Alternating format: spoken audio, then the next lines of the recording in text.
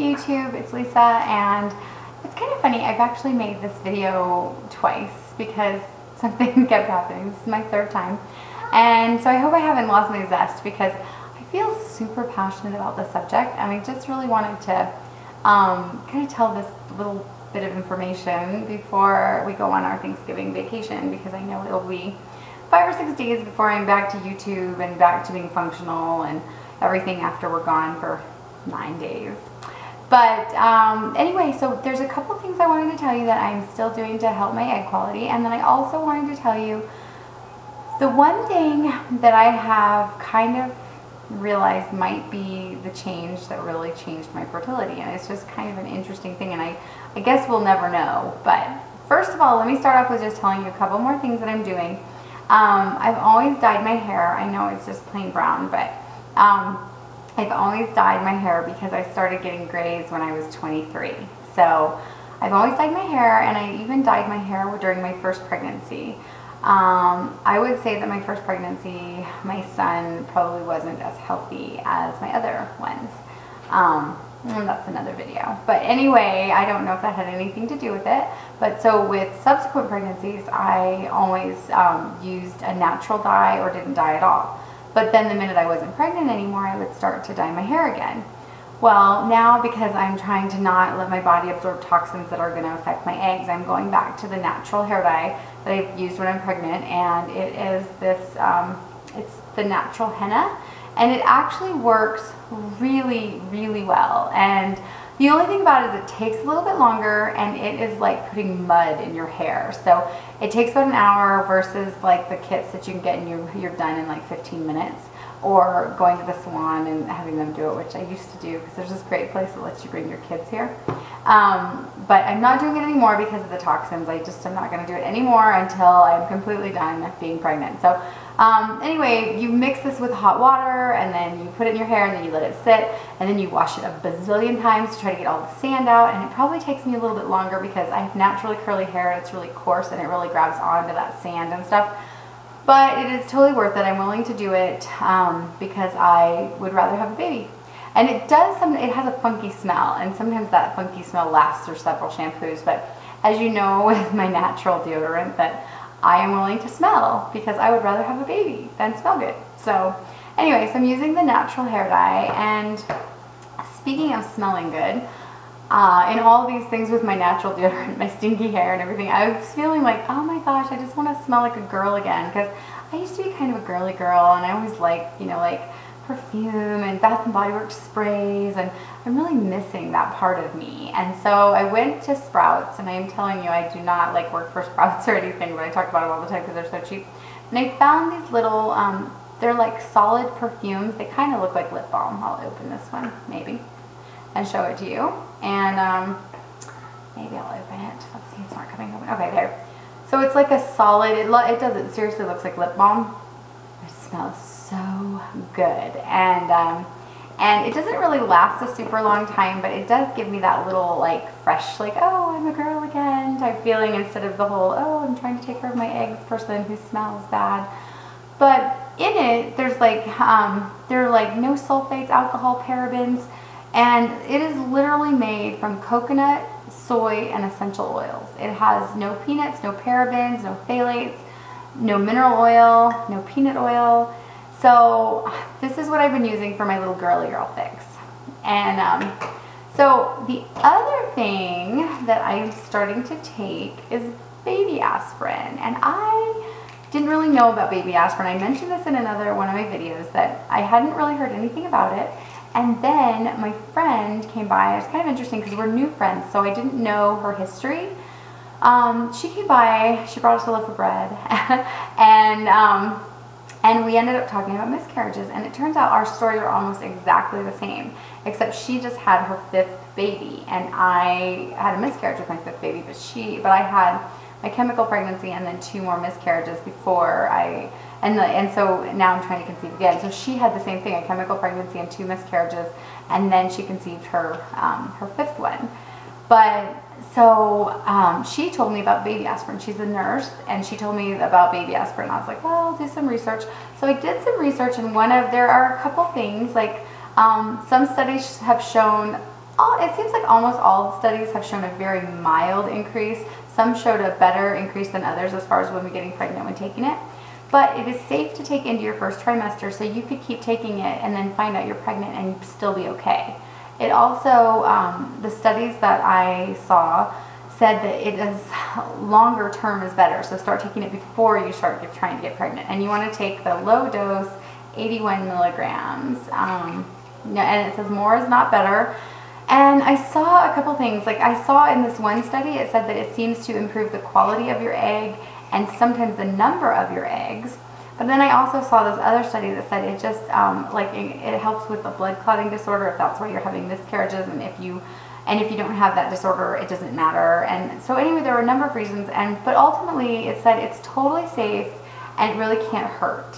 So, and it also is like they say that the thinning of your blood helps take blood to your uterus and kind of make your uterus healthier and ready to support a baby. So I thought, what the heck? After I researched it and found out that it was safe, I thought, you know what, I'm just gonna take it. So I just started this about 3 days ago.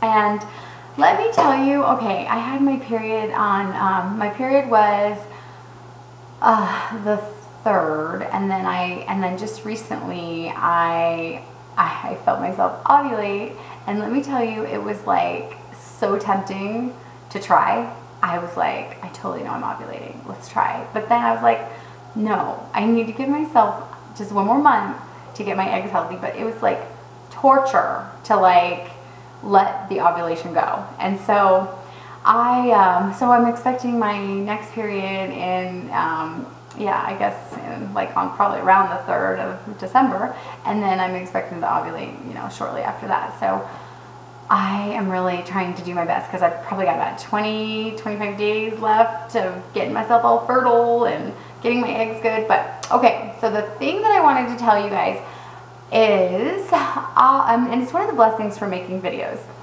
because the more I talk about it, the more I'm kind of like, I don't really know, I'm like doing all this stuff to help my egg quality, but what happened? Because I was fertile myrtle. I mean, like, I have never tried to get pregnant. I did try, but like I got pregnant instantly. Like, and it's always kind of been like a joke between me and my husband, because my husband's always like, can we like at least try to have a baby? Can we just like practice? And we know that we've been really, really blessed. Well, then all of a sudden, I'm having all these miscarriage problems, and I had never experienced that before. So part of me was like, oh, well, I'm just taking fertility for granted. It was just a one-time thing. But then after 3, I started going, okay, something is wrong. And it just seemed like more than just being like 2 years older, right? So I started thinking, like, what has changed? And one of the things that changed is I gave up coffee. And when I gave up coffee, I started replacing it with diet soda. And so then I had my first miscarriage, and I was seriously, like, I was jonesing for caffeine so much that I was drinking like a 2-liter a day of Diet Mountain Dew. And then I found out I was pregnant, so of course I stopped, but then I had a miscarriage. Well, I was trying to cut down on the Diet Mountain Dew, so I started drinking energy drinks. Yeah, that wasn't very smart.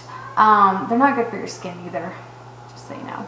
And so I started drinking energy drinks, not a whole lot of them, but I realized that wasn't good either. And so I started drinking, I started using stevia-based drinks, because I thought, oh, that's so much better. And so I started using like a lot of stevia. I would drink the Zevia sodas and like other ones from the health food store that are made with stevia, and started getting like candy that like had stevia in it, and I started cooking with stevia, and anyway, I started using a whole lot of stevia. And then that was when, so I had my first I had a chemical pregnancy when I was like drinking the soda and stuff like that. And then I had my longer term pregnancies and miscarriages when I was drinking all the stevia. Well, I was making a video the other day, and it just kind of dawned on me, like, what has really changed? And the stevia is like one solid thing that has changed. And so I thought, you know, I'll just look it up. So I looked it up, like stevia and miscarriage, and I was surprised to find that there have been studies. Okay, so some people will say, oh, those don't count, because, okay, there was a study done in 1968 that showed that stevia caused miscarriages. But then later they came back, and the doctor who did the study said, well, maybe I just like OD'd the rats on it. No human would ever consume that much. But let me tell you, I can consume some serious stevia. So then they did another study in 1988, and they had the same issue where they were like, well, we gave, yes, it did cause miscarriage, but we gave the rats so much that there's like, that it's not really how much we give humans. So then like they did several studies after that, and then they were like, oh, it definitely doesn't cause miscarriage. But then people started looking into it, and they found out that in other countries, they actually use stevia leaf for birth control. And so here I am thinking, oh, it's totally safe, and I'm drinking it, and like I'm drinking it even when I like am trying to get pregnant, because I think, well, when I get pregnant, I'll stop. But it's all natural. Okay, so here's the thing. I don't know whether it does or not, but there's enough question that I am not drinking it. I am totally giving it up. Nothing. I mean, I haven't had it pretty much since my last miscarriage, because I kind of just dawned on me, but I seriously think it played a role. And like, because there was a time when I was pregnant, normally like a soda would settle my stomach when I was feeling really barfy when I was pregnant. And there was a time that I wanted one of those Zevia ginger ales.